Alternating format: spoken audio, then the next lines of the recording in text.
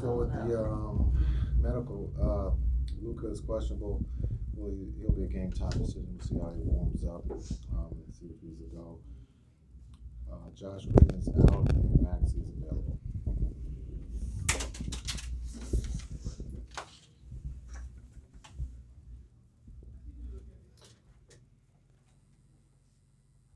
Anybody? Was there anything specific with Luka that triggered it? Just something that came up? This is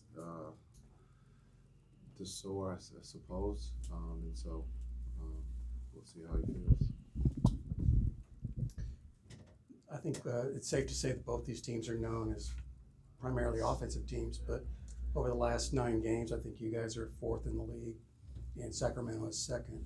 I think we have a sense of why you guys improved defensively, but what are you seeing in Sacramento's defense? Well, when you look at Sac, you look at their activity of they got great hands. They come up with a lot of steals. They play the passing lanes. They anticipate well, and so and then also they rebound the ball well on missed shots. So if you're not scoring on them, you have to take care of the ball, and they don't give up second chance points as much as other teams in this league. So you got to be able to make that first one. Coach, how was Gafford and PJ adjusted since they've been here? What are you hoping they're still growing? Yeah, I think from my seat, that's a great question for them too to be able to answer. I think as a coach, trying to make them as comfortable as possible, keep things simple. You look at them on both ends, defense and offensively, we're trying to use their strengths. You look at Gafford, his ability to roll, he has great hands. He was in the likes of Will Chamberlain. Not too many players have been able to be mentioned with Will. And then on the defensive end, being able to change shots, rebound the ball, or block shots. So you can see that he's comfortable. PJ is getting great looks at the 3. His ability to put the ball on the floor, to play make, to also to score, and then defensively, the physicality that he brings to the team. Also Gafford, the physicality, but being able to guard the wings. But we're asking, PJ to guard 1 through 5, and he's doing that at a high level for us.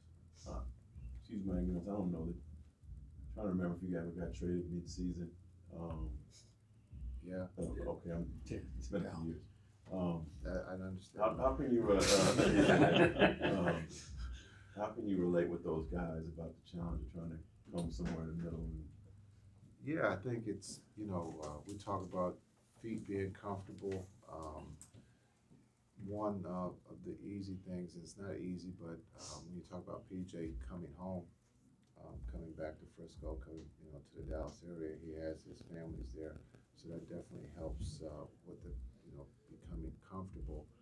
But I think just checking on them, asking them how they're doing, making sure that we're not overloading them, and then again understanding where we are as a team. They haven't been in that situation for some time, and so it's just good that these are 2 young men that are grown-ups, that are professionals, and are very excited to be with us. We're excited to have them. They give us a lot of flexibility defensively and offensively. So I think when you look at them, they've made the hardest part is finding a home and making sure your family is comfortable. But I think with Gafford and PJ, they've done an incredible job of being able to make that transition. Coach Kidd, the 24 All-Star weekend thing is gone. It's all past us. But considering the fact that Domantas Sabonis just broke a record that stood since 1976, 1977, since the ABA and the NBA has merged in double-doubles. Just want to talk about, from your perspective, the issues, or not the issues, but some of the things that he posed for you guys, on the offensive and defensive end. And if you want to share, did you vote for him as an all-star selection? Yeah, you look at the records that are being broken in today's game. A lot of the records have been, standing for a long time.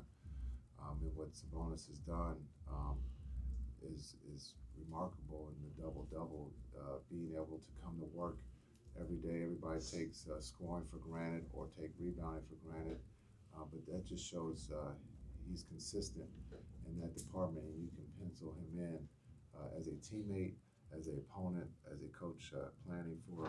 You're not going to slow him down rebounding the ball. You're not.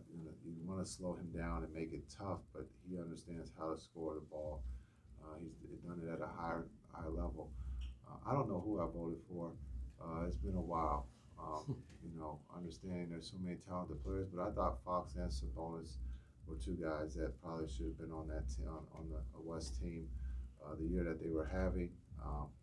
But again, sometimes it doesn't work out. But you still have two guys who are top of their game and top tandem when you talk about running that pick and roll. You can look at the best that have done it. When you look at Stockton and Malone, they're not that far off. And so when you look at Sabonis and the things that he does, it's not flashy. He brings his hard hat and he plays hard and he puts his team in a position to win. And my last question too, I just want to get your thoughts about what they're doing defensively now that they have Keon Ellis in the lineup and Kevin Huerter is going to be sidelined for a while. What are you seeing now since they seem to be climbing up the charts? Yeah, Ellis has brought the toughness and aggression. Nothing against Huerter. Huerter he plays hard on both ends, but you can see that they are a little bit more aggressive in the passing lanes, and they're competing at a high level on the defensive end, as I brought up earlier. You don't get a lot of opportunities to get second rebounds. They finish plays, and then also if you don't take care of the ball, they get a lot of deflections and come up with steals. So we got to make sure that we take care of the ball tonight. Hey, Coach. I know that you guys are a team that focuses on pace, and you've also said that your offense is your defense. But how do you combat with the pace of the Kings, like with De'Aaron and those guys? Yeah, they want to get out and run. I have said that our offense is our defense. That was early in the year, but as we can see, our defense is now caught up to our offense, and we've leaned into playing defense at a high level. And that's just, part of a season. You're going to have opportunities where you're shooting the ball extremely well. And then when you're a good team, you'll find ways to win games when you're not scoring, and that's what we're doing right now. We're getting a lot of great looks on the offensive end that just haven't fallen, but we've found a way to dominate the paint. So pace has been good. We can play a lot of different ways. We can go slow. We feel we have two of the best scorers in the league when you can ISO. Or when you talk about quarterback the offense, and then we can get out and run. You saw that in the first quarter in Utah. They just happened to run a little bit better than we did by scoring 40 points. But after that, we kept them under 25, and then in the fourth quarter held them to 17. And so just understanding that the season is to be used to learn about one another, to learn trust. To go through different experiences. They're not always going to be positives. There's, the word losing comes into that, and then how do you handle losing? How do you learn from losing? And our group has done an incredible job of being able to learn from losing and staying together, and you can see that throughout the season. From the beginning of our health, no one ever complained. We never complained about injuries. We just kept playing to find a way to win. Jason, I think you and me, we both know the importance of these games in the standings. Is that something you've communicated to the players at all, or is this pretty obvious even, to everybody in the locker room, just the importance that this will have when it comes to the playoff season? Yeah, I think it's, we've talked about it. We know where we stand today. We understand what the week, but we also understand the road trip.